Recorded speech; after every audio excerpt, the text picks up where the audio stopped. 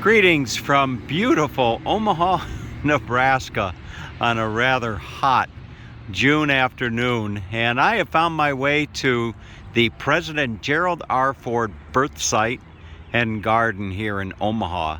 And you know, when you think about Omaha, oftentimes you'll think of the annual College World Series, maybe Omaha Steaks, or even Jimmy Buffett. No, not Jimmy Buffett. Warren Buffett. But you know, little did I know until just recently, as I was driving down the road and I saw a sign for the President Gerald R. Ford Birthsite that this is where he was born, Omaha, Nebraska. So I have just a moment in between running errands today, and I thought I would stop by and just do a short little walk and talk here at the Birthsite and Garden of he was one of my favorite presidents, Mr. Ford. So let's go on inside and take a look. I found my way down to the far end of the property. There's any one of several gates that you can come into the garden and the birthsite, and this is probably just as good as any entry spot. This is the garden dedicated to Mrs. Ford. And right here you've got a bust. First Lady Betty Ford. Betty Ford personally dedicated this rose garden to the people of Omaha, June 12th, 1980. And there would be the bust, I would think, the sculpture of the First Lady Betty Ford. And here's the rose garden. Look at this. Boy, as I'm filming this, it is a warm day. It wouldn't surprise me if temperatures aren't in the middle 90s, not even pushing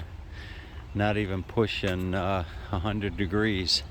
And you'd think they'd have a hat, you know, on these sculptures to cover the head, or maybe they've got some SPF 50 sunscreen. There's the 38th President of the United States revisited this site July 12th, 1980, President Gerald R. Ford.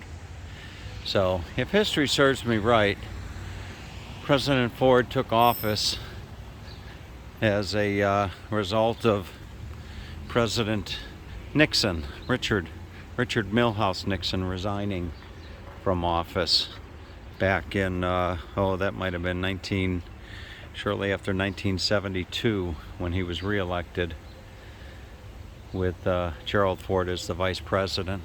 And then, if I'm not mistaken, Gerald Ford went on to lose to the peanut farmer from Georgia. There's the Great Seal of the state of Nebraska. Nebraska, originally part of the Louisiana Purchase in 1803, became a territory of the United States government in 1854 when Congress passed the Kansas-Nebraska Act. The Nebraska territory included Nebraska, parts of Montana, North Dakota, South Dakota, Colorado, Wyoming. Nebraska became the 38th state in 1867. So they have some information here about Nebraska, the state governors, all the state governors of the state of Nebraska. Now, I don't know if they actually have the birthplace, as in his home here. This is just the property where he was born and raised. With this here, they have some information about Mr. Ford. I don't know how well you can see it with the glare of the sun, but there's Gerald Ford the athlete, if you can even see that. It's a little bit tough with the glare of the sun. And over here, Betty Ford, modern political wife. Betty Ford. Boy, that was a different day and age. You can actually... When I became president on August 9, 1974, our nation was deeply divided and tormented. In rapid succession, the vice president and the president had resigned in disgrace. We were still struggling with the after effects of a long, unpopular, and bloody war in Southeast Asia.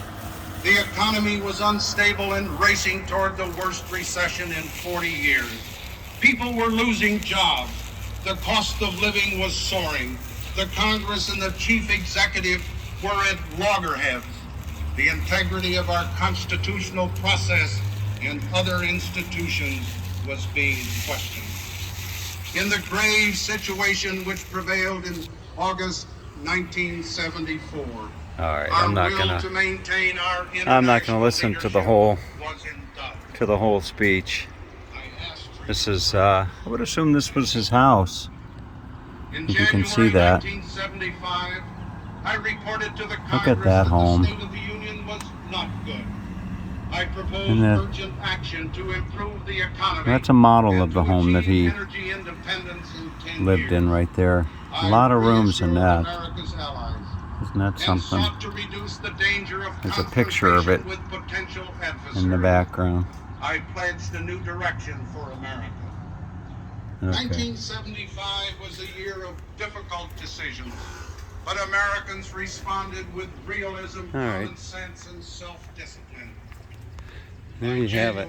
I think I've just we were headed about in a new gone through the direction, which I hold to be the right entire direction Birthsite for a and free society. garden. After 30 months as your president, I've been And up here they have a list of the presidents of the United States.